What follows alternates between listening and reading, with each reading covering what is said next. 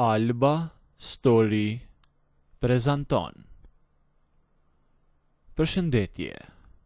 Jam një grua 38 vjeçe. Pjesën më të madhe të jetës e kam kaluar në fshat. Jam e martuar prej disa vitesh dhe me burrin tim kemi një jetë të zakonshme të përqendruar kryesisht në bujqësi dhe në ruajtjen e familjes sonë. Ai ka një motër që jeton larg nesh në qytet. Ajo është e martuar atje dhe burri i saj, pra dhëndri i shtëpisë sonë, është 42 vjeç. Që t'ju them hapur, ai është një burr shumë i pashëm. Ka një qëndrim shumë të bukur, vishet gjithmonë mirë, i vjen era parfum dhe sa herë që vinte te shtëpia jon, dukej sikur sillte një ritëm tjetër nga ai i fshatit. Ardhjet e tyre nuk ishin të shpeshta. Vinin ndoshta për festa apo ndonjë fundjavë të lirë. Por për mua, ato ditë ishin krejtësisht ndryshe nga ditët e tjera të vitit. Sa herë që burri im më tregonte se motra e tij dhe dhëndri do të vinin për vizitë, unë e humbja plotësisht qetësinë. Që në mbrëmje, një natë përpara se ata të mbërrinin, kisha shumë emocione. Nuk më zinte gjumi, rria shtrirë dhe mendoja vetëm për të. Më kishte hyrë në mendje shumë thellë. Mendoja se çfarë bisede do të hapja kur ai të ulej në sallon. E si do t'i përgjigjesha nëse do më pyeste diçka. E ku do të ulesha që të isha sa më pranë tij, por mos të vërehesha. Mbi të gjitha mendoja për veshjen. E të nesërmen në mëngjes, gjëja e parë që bëja ishte kërkimin e dollap. Lija me njan rrobat e gjërat të shtëpisë dhe zgjidhja ato më të mira që kisha. Zakonisht, vishja rrobat që më rrinin sa më të ngushta. E dija mirë që kisha format e mira dhe doja t'i bija në sy atij me çdo kusht.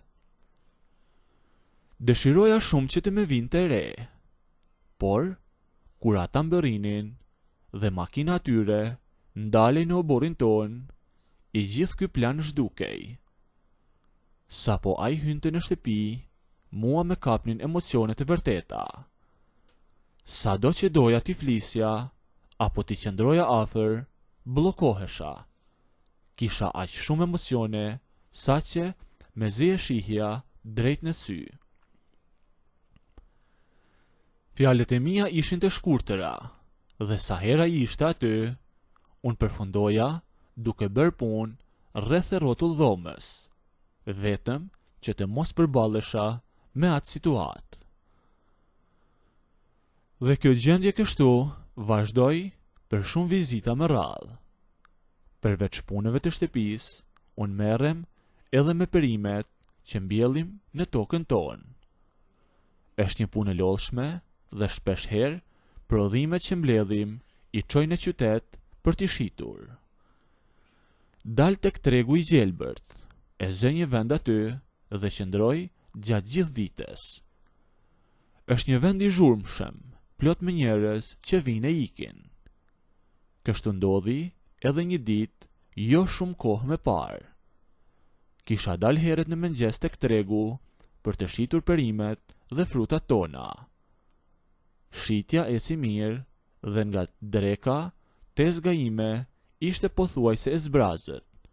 Kisha mbaruar, prandaj fillova të mbledh arkat e zbrazëta dhe të bëj gati për t'u kthyer në fshat. Pikërisht në këtë moment, kur po rregulloja gjërat e fundit, dëgjova dikë pranë meje. U ktheva dhe pash dhëndrin e burrit tim, atë. Kishte dalë në treg për të bërë pazarin e shtëpisë dhe mbante disa qese në duar. Ajo ofrua sapo më pa. U përshëndetëm dhe biseduam pak fjalë për tregun me pyeti për fshatin e për prodhimet nëse kishin dhënë rezultat apo jo e të tjera, dhe vuri re që unë kisha paketuar gjërat e mia. Pasi qenë ke këtu në qytet dhe ke mbaruar punë, eja të na vizitosh. Më thaj, keni shumë kohë që nuk keni ardhur tek ne. Ftesa ati në fillim duke e zakonshme. Unë nuk mendova gjatë dhe i thash me njëherë. Në rregull, i thash, pse jo? Lash punët aty dhe ecëm bashk drejt vendit ku kishte parkuar makinen. Unë hapa derën dhe ula në sediljen e parë. Ai ndezi makinen dhe unë nisem nëpër rrugët e qytetit drejt shtëpisë e tij. Brenda në makinë kishte një situatë krejt tjetër. Emocionet e mia u kthyen përsëri të gjitha me njëherë.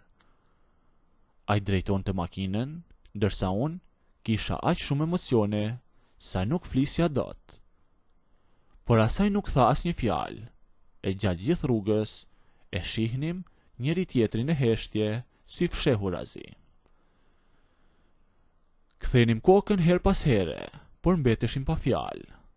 Sa herë që e shihja që ai po më shikonte, ai me njëherë sillte kokën për të mos u verejtur. E kur arritem, ai e parkoi makinën poshtë shtëpisë e tij dhe unë ngjitem lart. Hapi derën dhe në hym brenda. Shtëpia e tyre është një vend shumë i rregullt, por ajo që më bëri përshtypje ishte ajo qetësi që gjeta aty. S'po dëgjohej kunata ime. E lash një çantë që kisha në dorë aty në korridor dhe eca drejt sallonit. Gjatë kohës që po mbërrija në sallon, shikova edhe drejt dhomave të tjera, duke parë kur do të dilte kunata, por s'pash asnjë njeri. U ktheva nga ai dhe e pyeta, ku është kunata ime? E ndërsa ai qëndronte afër derës, me një zë të ulët, sikur donte të mos e dëgjonte kush mu përgjigj. Ajo është në punë sot. Jemi vetëm unë dhe ti. Në atë moment e kuptova plotësisht pse më kishte ftuar dhe pse insistoi të vija në shtëpi atë ditë. Fakti që ishim krejtësisht brenda asaj shtëpie më bëri që të filloja të dridhesha nga emocionet, ndërsa ai më shikonte dhe e kuptoi gjendjen time, bëri disa hapa drejt meje, u ofrua aq shumë se u bë gati të më puthte. Por pikërisht në atë sekondë ndal. Pse po dridhesh? Me pyeti ai. Se di, i thash unë. Ai qëndroi aty për pak çaste dhe më tha: desha të puthja, por më mirë po e lë, sepse e shoh që ke frikë. Por ndoshta dhe nuk do puthjen time. Por në fakt unë nuk doja të humbisja atë moment që e kisha menduar aq shumë herë gjatë netëve në fshat. Edhe pse kisha ndrojtje, nuk kisha asnjë lloj frige, dhe ju ofrova plotësisht. Jo, i thash unë, me puth, sepse kam pritur shumë kohë këtë moment. Ai, me një buzëqeshje të lehtë, nuk tha më asnjë fjalë tjetër. Me mbajti pranë vetes, me përqafoi me duar dhe me puthi aty, në mes të atij korridori të shtëpisë së tij. Më ngriti hopa dhe puthjet nuk i ndalonte. Ashtu, me mua në krahët e tij, eci deri në divan. Nëse doni të ndëgjoni historinë deri në fund, bëjeni videon like, a nëse nuk doni, abonohuni ose bëjeni subscribe.